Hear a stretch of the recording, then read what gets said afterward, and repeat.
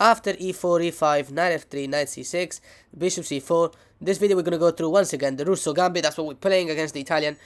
And we're going to go through some lines that we haven't seen yet at all. So one of them, let's start with this one. Pawn takes in f5. Now, we've seen this a lot. How to continue now? We know we have to play e4, queen e2 to pin the pawn so we can't take the knight. But now we play queen e7. Now we're still attacking the knight. So after knight to g1, knight to f6, knight to c3. Now we capitalize with knight to d4, and it's already game over. This is already completely winning for black. It's an attack on the queen. The queen will have to go queen to d1, and now d5. This was the crazy pawn sacrifice that we saw, we explored in past occasions, and we mentioned how knight takes in d5 is a pawn sacrifice, but it doesn't work. Knight takes in d5, that's not a free pawn for white. It comes a disaster afterwards. Let's see two options that we haven't seen. One of them is bishop retreating to b3. Now this move is simply punished like this. You take this bishop, and when the pawn takes back, you attack the knight once again.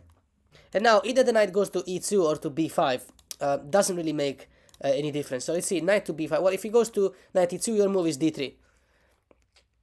And we'll see how to take it from there. You'll see how this pawn structure looks like. It's a devastation.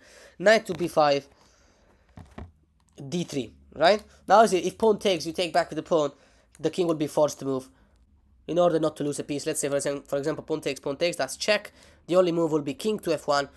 And now our opponent might be thinking of playing queen e1, forcing a swap of queens and reducing the initiative, but we just play queen to c5, attacking the knight. And when the knight goes back to c3, we simply recapture the pawn in f5 with the queen, still defending the pawn in d3. Position evaluated almost -4, and there's no reducing of this initiative. Let's say queen to f5, let's say queen to f3, trying to develop, but now simply bishop to c5.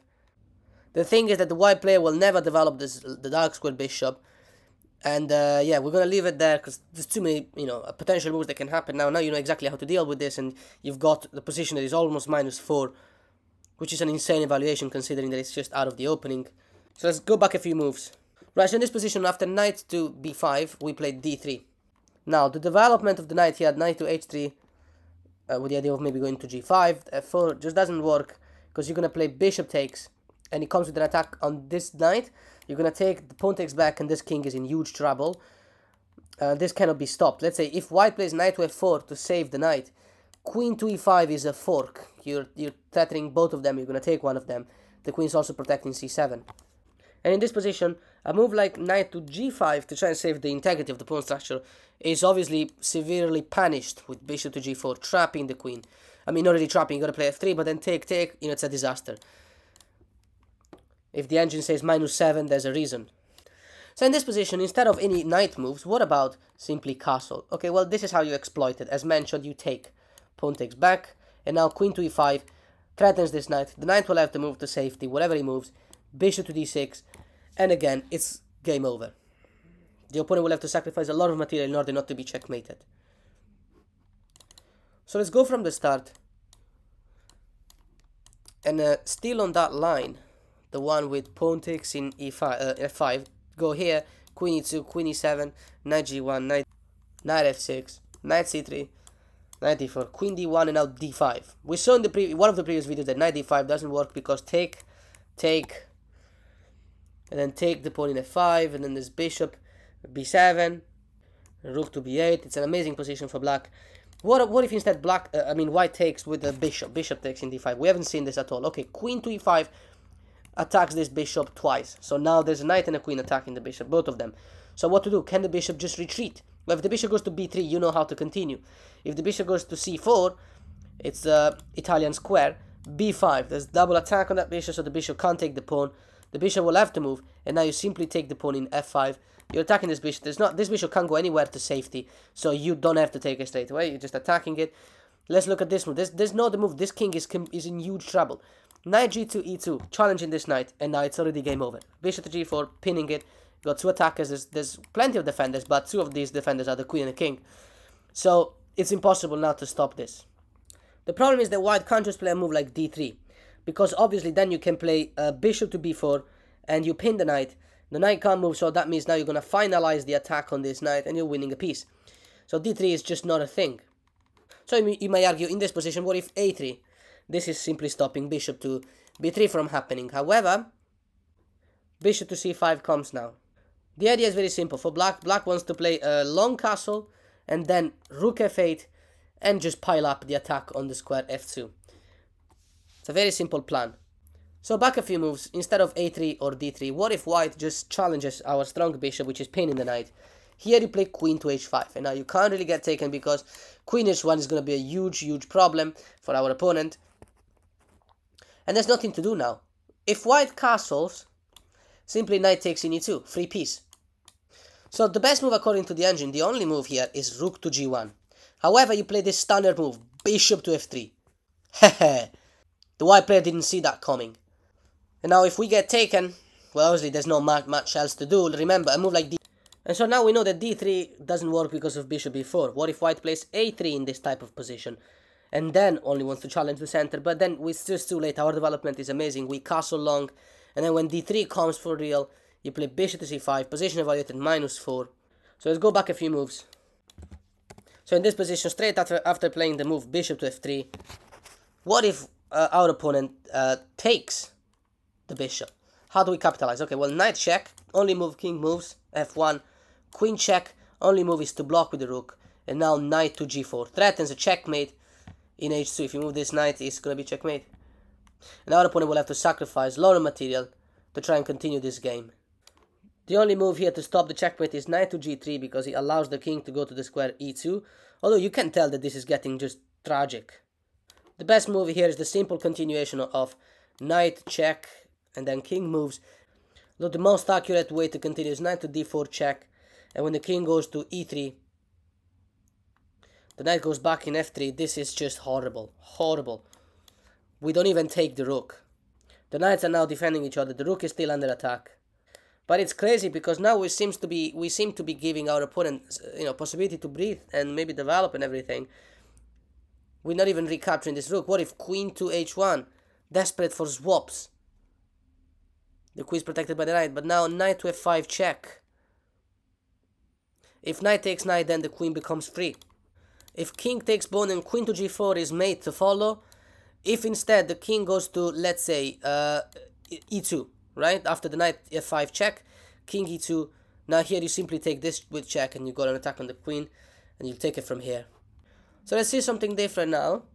So in the variation with the pawn to d4 move, so f5 and now d4, right, the main move, we know we have to take, and after knight takes back, let's explore something we haven't seen before. d5, as we all know, bishop to b5, queen to d6 comes now, and in the past we went extensively through loads of options. We're going to still look at them. Let's start with castle. I've encountered this variation lately in a game, in a blitz game, and I was struggling with it. So I wanted to make a video about it. Now here, as we know, we played bishop d7, and I usually expect the knight to take in d7. That's the move they always play. It's the best move, but my opponent played this move, bishop takes. Now the best way to take back is with the bishop. And now f3, challenging this center. Okay, knight to f6.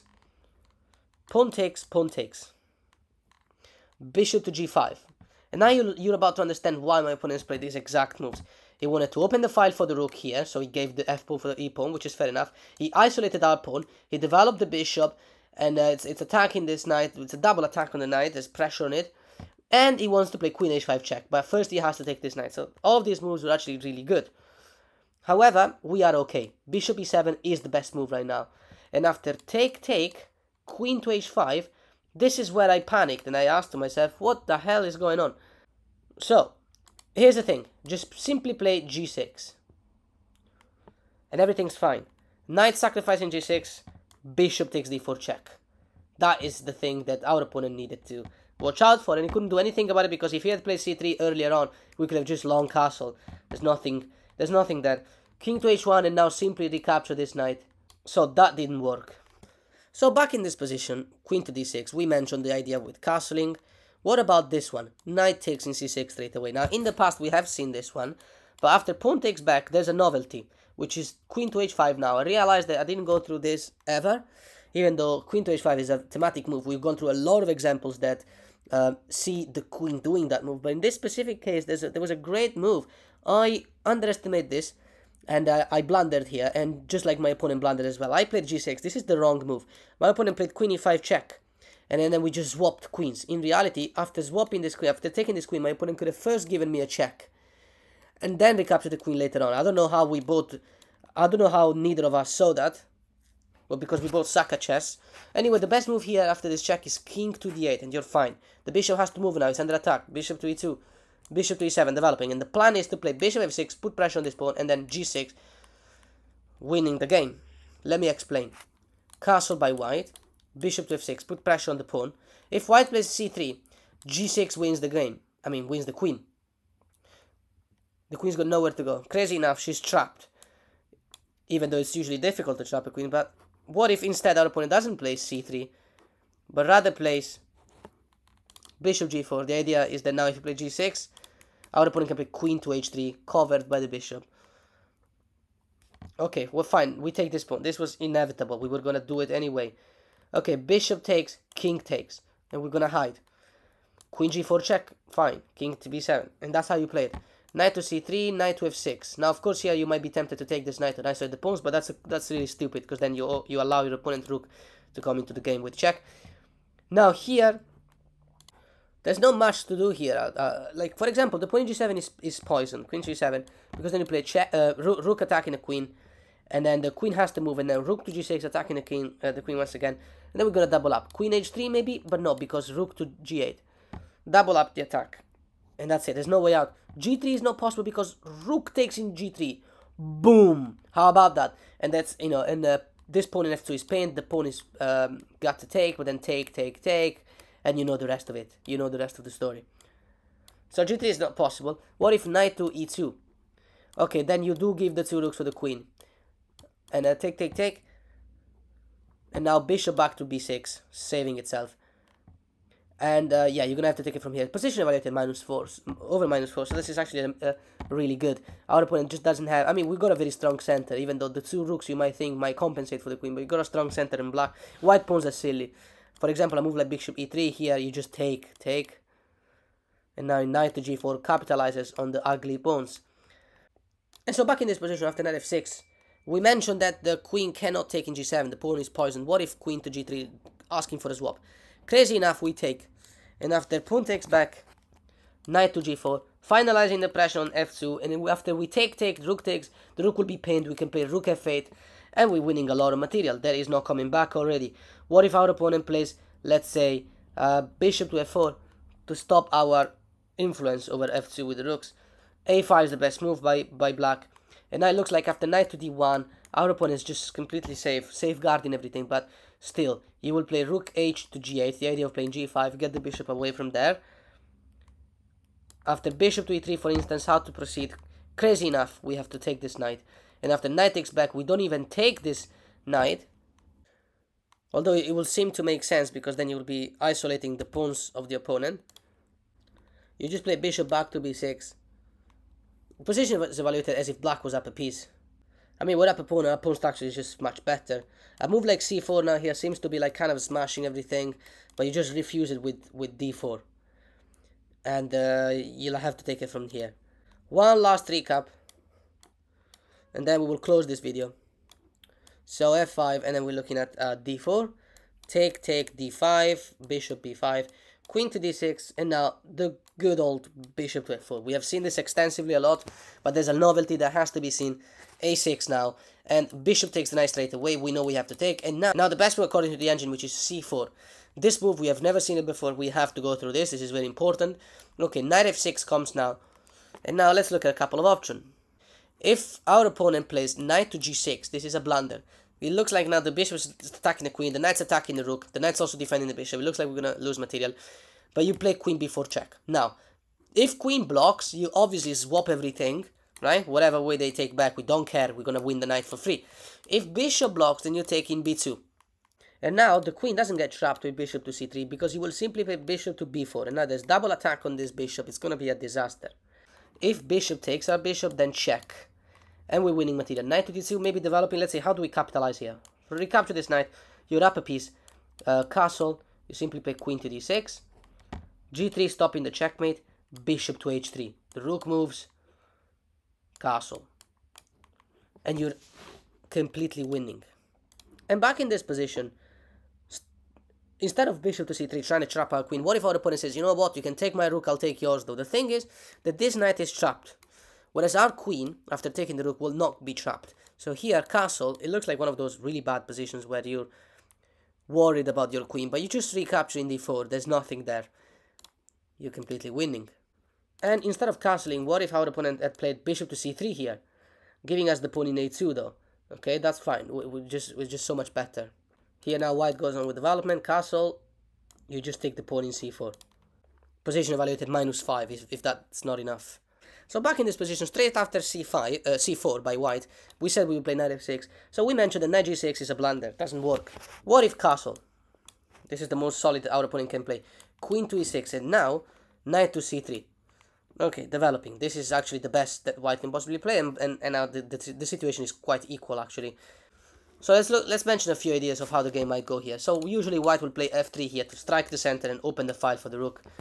Castle. Then after pawn takes in e4, we ignore it. We play rook to b8 with the idea of reaching the the second rank. Now here, a few things seem to be possible, but none of them is actually really good. Let's make an example. If our opponent plays c pawn takes in d5, getting a bit more advantage in material, one more pawn basically. Yeah, so now here you take it in d5. And after pawn takes back, knight takes back, take. This is just to show you what you're going to do in the all swap variation. b3 now stops the rook from going to the 7th rank. Right now you play bishop b7 and we have too much development. That is why our opponent should have traded everything. Bishop b7 threatens checkmate. It's unstoppable. I mean, the checkmate is, of course, it is stoppable, but the threat is it gives an unstoppable advantage. There's nothing to do now. A move like, let's say, queen to d2 to stop the checkmate loses immediately to bishop b4. The queen will have to go away, and then we can take the pawn in d4 with check. Then we got double attack on this bishop. It's game over. A move like rook to f2 obviously doesn't work because you can win a free bishop. The rook cannot take back because then we will be checkmating, right? Never lose track of that square. Knight f3 obviously doesn't work because you got an attack on the bishop. So the best move according to the engine, the only move here is queen to g4. Fine, attack the queen. h5. If the queen moves away, you checkmate. Yeah, in g2. If the queen goes, let's say, to g6, fine. Rook to f6. The queen will have to go once again. Rook to g3. Queen to g3. h4. We're just harassing the queen. Queen to g4 once again, but now check. King moves. Bishop to d6. It's game over.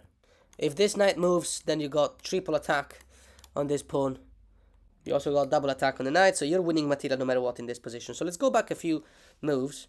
So in this position, we mentioned how pawn takes, the c pawn taking in d4, in d5 isn't good. Let's look at, for example, the e pawn taken in d5. How do we react? Okay, same thing, you take back. Now, earlier we went through all swap variation when they swap everything. What if they don't? What if b3 comes now? Okay, fine. Bishop to b7. And now the best move according to the engine is c5. This is the best variation for white. And now this bishop is kind of stuck, but we didn't really have a choice. Knight to e4 comes now. If knight takes, then we have this passed pawn. And this cannot be stopped. A move like queen to d3 to put double attack on the knight is simply met with knight takes pawn in c5. You sacrifice for position. Pawn takes back, and now you take this one. You see what happens when you do tactics? Okay, so if rook takes, you simply win this knight, and that is the best thing. There's no moves here. We just, we just went up material, better position and everything. So rook takes, queen takes. Now here the best move according to the engine is rook to f5. We are still down the exchange, but we have the bishop pair. And I've said everything I needed to say. Bishop c5 check. King moves, and now queen to d4. And we're putting pressure on this knight. The best move according to the engine is to swap queens. Take, we're pinning the knight. The best move is obviously rook c1, because the knight couldn't move. Rook to e8 comes now. Open file. And now a move like knight to d5 doesn't win material, because simply rook to e2 is too strong. We've got this attack here, and this rook can't just go for the pawn c7 because of the checkmate threat. And the knight also can't move to f4 to attack, to defend the checkmate, and the rook, because he will simply take in a2. It's a completely one end game. So in this position, one last variation we're going to see, instead of any of these pawns taking, what if white just defends the pawn with the pawn? Fine. Take. And then when pawn takes back, knight d7. We've got a double isolated pawn, but we got the bishop pair. And now here we're threatening this move. We're threatening rook takes in f4. And when the rook takes back, we're going to recapture the knight. So we're giving the exchange. It's a thematic thing in this variation. I mean, in many variations. Knight takes, pawn takes back, and now queen takes in e5. Position is better for black. White's got ugly pawns. We've got the bishop pair. Although you're gonna have to work this out from here. We're far beyond the theory. Although this is not theory, this is stuff that I create by myself using the engine, and then I say it to you guys. So let's go back. Here, we were threatening rook takes f4. What if white plays d5? We're then attacking our queen and trying to create a pass pawn. Okay, take. And now it looks like these pawns are scary, but now queen to b6, check. King moves, and once again, rook takes, right? You saw that coming, because now we're going to attack on this knight. Obviously, if our opponent takes this rook, we take this knight, we're up material, and everything is so much better than white. Black is just completely winning. The best move, according to the engine here, is knight to c6. Our rook is still hanging. The knight's threatening to take this bishop with check. It's threatening to win the exchange back. What to do now? Okay, first you take this one, check. Queen takes back. And now queen to c5 is the best move, defending the bishop. So, if our opponent takes our bishop, we take back, and then we simply up a piece. If instead, at least he wants to win the exchange, knight b8, rook to b1 now, attacking the knight goes back to d7. And we're going to take it from here. Again, this is better for black. Knight to e2, it's difficult to find a good move for white in this moment, because we got the bishop pair. Knight to e2, this is how we're going to play. Bishop d6, putting more defense over the square e5, which might be a bit weak for us. Rook c1 attacking the queen, queen to e3, attacking this one. Queen to f3, defending everything. It's important that you don't swap here, because white will have a nice chain here. Queen to g5. Rook to f1, but they're not going anywhere, really. Our opponent can just align the pieces, but nothing's going to happen. Knight f6 with the threat of bishop g4, very strong move. If white plays knight to d4, for example, right, you just play queen e5, forking the knight and the checkmate square. So you gotta have to find the tactics as they come along. Knight to f4, the idea of maybe reaching e6, becoming annoying. Fine, queen to e5 once again. g3, defending the knight a little bit further. Doesn't work because you can take in e4. And this knight here is not gonna get like pinned or stuff like that here. This move just doesn't work. Rook to e1, because you will play bishop to g4. If queen takes this one, then you can make a check. You've got an attack here on the rook, but you also can recapture the queen, and maybe you can give the queen away. Depends if your opponent goes to g2, but still you work it out from here. This cannot be traded. Like queen, it cannot be avoided. Queen takes here doesn't work, because you can take, and then bishop f3.